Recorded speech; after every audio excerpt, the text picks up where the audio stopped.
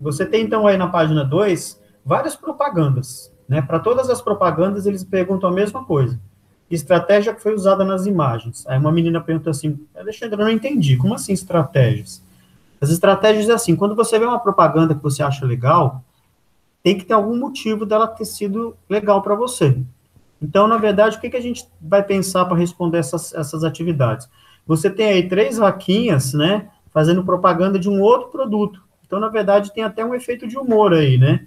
Elas estão pedindo para você consumir um outro produto e não consumir as próprias vacas, né? Então, para vocês já sabem que estratégia que é.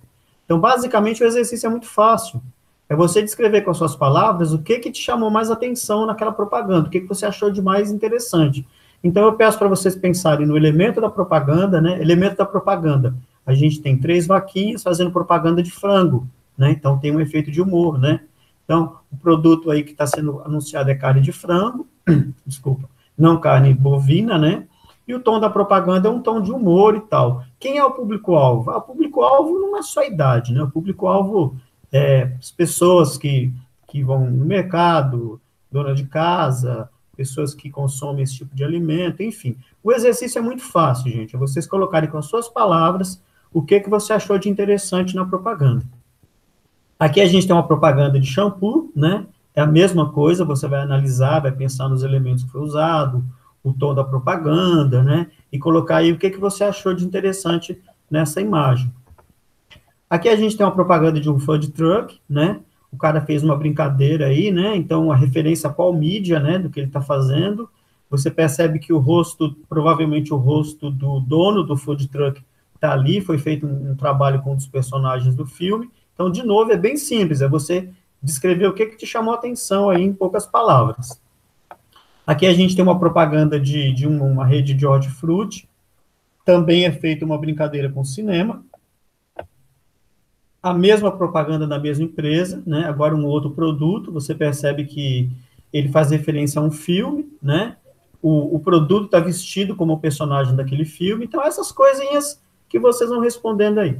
Aí você fala, poxa, Alexandre, mas é um espacinho tão pequeno aqui para eu escrever. Não, o espaço pequeno é de propósito, tá? É para vocês realmente colocarem só o que chamou bem a atenção de vocês. Pessoal, tudo bem? Posso continuar aí? Pode.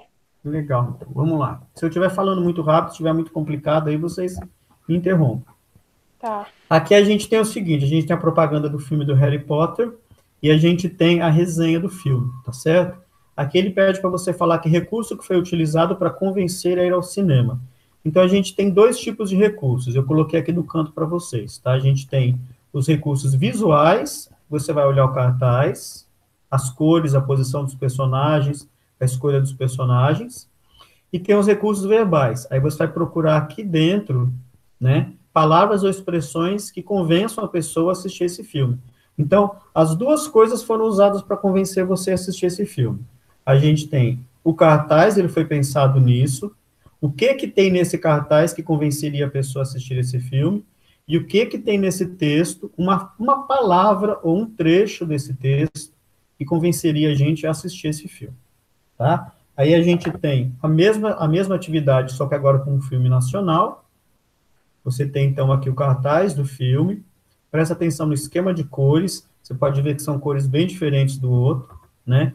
Você também tem aqui a sinopse, né? Então, recursos visuais no cartaz. As cores usadas, a posição dos personagens, né? Você pode perceber que, apesar de serem filmes diferentes, os personagens principais, eles estão com certo destaque também. Isso também é uma coisa legal de vocês perceberem.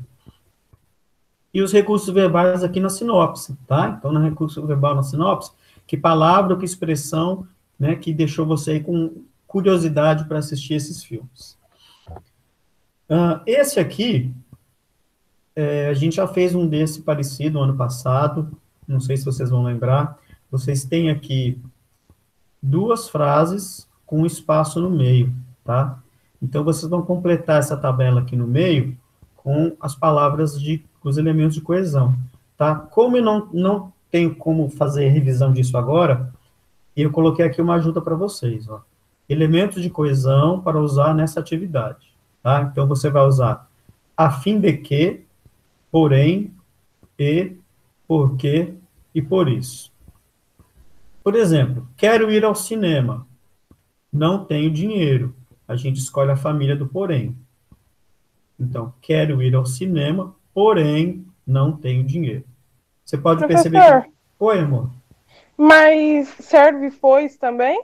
Quero ir ao cinema, pois não tenho dinheiro? O pois, ele é da família do porquê.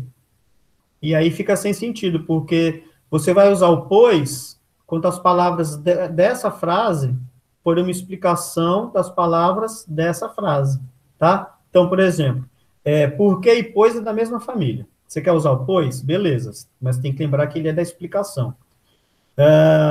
Tudo bem. Aí você tem assim, ó.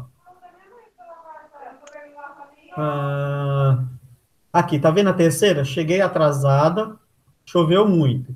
Cheguei atrasada porque choveu muito. Ou como você quer fazer. Cheguei atrasada, pois choveu muito. Ah, Tá? tá, obrigada. Beleza. Vamos lá, então. Esse exercício aqui, ele é parecido com o anterior, tá? Mas aí você é mais fácil ainda. Você vai fazer o xizinho. Então, por exemplo, ele era artilheiro do time. Ponto. Ele não marcou nenhum gol no campeonato. Ponto. Você vai marcar qual alternativa dessas? Portanto, pois... Olha o seu pois aqui, Giovana. Portanto, pois, já que e porém. Você vai marcar qual alternativa que entra aqui, ó, nesse primeiro ponto. Ele era artilheiro do time, portanto, não marcou nenhum gol no campeonato. Ele era artilheiro do time, pois ele não marcou nenhum gol no campeonato. Ele era artilheiro do time, já que ele não marcou nenhum gol no campeonato. Ele era artilheiro do time, porém, ele não marcou nenhum gol no campeonato. Aí vai só você fazer um xizinho. Mas lembrem-se, tá? Essas palavras, elas ligam as duas orações de uma forma que faz sentido, tá? Então, portanto, é família conclusiva, pois é família explicativa, já que é família da finalidade, e o porém é família adversativa. Se vocês tiverem, eu acho difícil, mas se vocês tiverem as anotações disso no caderno, vocês podem olhar, tá? A gente trabalhou isso bem pouquinho no começo do ano como revisão. A letra C, o número 6 também é a mesma coisa, tá? Você vai marcar a alternativa correta aqui, para estabelecer uma relação aí de coerência entre as duas frases. Vamos lá. Aqui eu achei legal, porque eles pegaram a questão do Enem, né? Normalmente o pessoal fala que o Enem é só para o ensino médio, né? Mas eles pegaram a questão do Enem aí para vocês já verem como que não é tão difícil assim.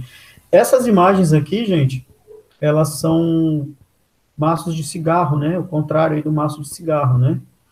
Então tem aqui, ó, o emprego dos recursos verbais e não verbais nesse gênero textual adota como uma das estratégias persuasivas quais? Então vocês têm aqui embaixo, letra A, B, C e D é o objetivo dessas propagandas. Para que você acha que essas propagandas existem? Qual é a função dessas propagandas atrás de um maço de cigarro? Aí você tem as suas alternativas aqui, tá? Você vai marcar a alternativa que você acha que corresponde ao objetivo desse tipo de propaganda. Tudo bem? Vamos lá, então. Acabando. Aqui vocês têm, de novo, uma propaganda do Enem, uma questão do Enem, desculpa, né? Tem um saco de açúcar aí com uma barriguinha igual a minha, né? Porque a gente só come mesmo nessa pandemia, não tem jeito. Então, você tem, assim, açúcar e você vê que tem uma barriguinha aqui, tem até um umbigo aqui, né? Então, aqui ele, de novo, pede para vocês verem qual que é o objetivo dessa propaganda, né? A estratégia que o autor utiliza para o convencimento do leitor baseia-se no emprego de recursos expressivos. Verbais, a palavra açúcar, e não verbais, a barriguinha aqui, ó, da pessoa que está comendo muito açúcar. Com qual objetivo? Então, você tem as 4 alternativas para você marcar.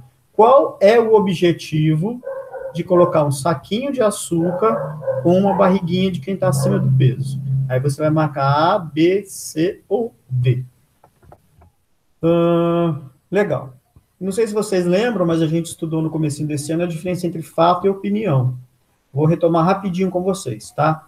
Fato é quando a frase não pode ser discutida. Ela é uma informação objetiva, ela traz dados sérios, é uma coisa que você é meio que obrigado a concordar. É um fato. A opinião é uma frase que você pode concordar ou não, A opinião é uma frase que reflete o que aquela pessoa acha, a gente não necessariamente é obrigado a concordar com elas. Essa é a diferença de fato para opinião. Vocês têm aqui uma tabela com essa separação. De um lado, fato, do outro lado, opinião. O que vocês vão fazer? Vocês vão desmontar essas frases. Então, por exemplo, Lucas é alto, deve, portanto, jogar basquete. Bom, Lucas é alto, você vai escrever aqui, ó, na coluna fato, tá? Ele é alto, ele tem 1,90 m, 1,95 m, 1,98 m, isso é um fato, tá? Ninguém pode falar que ele não é alto. Deve, portanto, jogar basquete. Aí já é uma opinião, você vai escrever aqui, deve, portanto, jogar basquete. Por quê? Nem todo mundo que é alto joga basquete. Isso é a opinião de quem conhece o Lucas. Então, Lucas é alto, você escreve em fato. Deve, portanto, jogar basquete, você escreve em opinião. E faz isso em todas as outras. Ah, professor, é sempre nessa ordem? Primeiro vem o fato, depois vem a opinião? Não, presta atenção e dá uma lida bem atentamente às frases, porque não é sempre assim que vai acontecer no exercício. Tudo bem? Vamos seguir. Vamos lá. Esse exercício é parecido com o anterior, é até mais fácil. Você só tem duas frases para escrever aqui do lado da definição dela. Então, a definição aqui, o comentário diz o seguinte: esta afirmação contém apenas uma opinião pessoal sobre o jornal. Para confirmar isso, seria necessário conhecer todos os jornais produzidos no país. Pode-se concordar ou não com uma opinião. Aí você vai ver qual dessas duas frases que bate com isso que eu acabei de ler e vai copiar a frase aqui. Outro comentário. Essa afirmação apresenta um fato que pode ser provado por meio de consulta à empresa. Aí você vai ver qual dessas duas frases vai ser colocadas aqui, tá? As frases não se repetem. Escreveu uma, é aqui, escreveu outra, aqui. Então é isso. A gente tem... Ô, professor. Oi, querida. Nessa 10 do fato e opinião... Deixa eu voltar lá, peraí. Pode continuar, Gi. Que você deu o exemplo do Lucas é alto, aí você colocou no fato, e o deve, portanto, jogar basquete, você colocou na opinião. Isso. Aí todos antes do ponto tem que ser fato e todos depois do ponto tem que ser opinião? Não, isso nem sempre é verdade. Por isso você tem que ver qual é fato, qual que é opinião. Tá, tudo bem. Então, eu dei o primeiro exemplo, mas não se baseie só nele, não. Pode ser que aconteça o inverso, tá? Pode ser que, por exemplo, na letra C, você vai colocar, são 9 horas, ele não apareceu em fato, Marcelo não tem muita responsabilidade de opinião. Então, aqui embaixo, pode ser que elas fiquem fora da ordem de leitura, tá? Tá, tudo bem. Então, pessoal, por enquanto é só isso. Eu depois vou fazer o seguinte, presta bastante atenção agora. Eu vou transformar esses slides em uma atividade lá no Google Classroom, tá? Então, o que eu vou fazer? Vou fazer o seguinte, vou pegar alguns desses exercícios, transformar numa atividade para vocês me fazerem lá, e vou dar um prazo bem legal para vocês responder. Tudo bem? Aí vocês, por favor, repassem isso para o pessoal, tá? Professor. Oi, Gi. E o resto vai ficar para a próxima aula?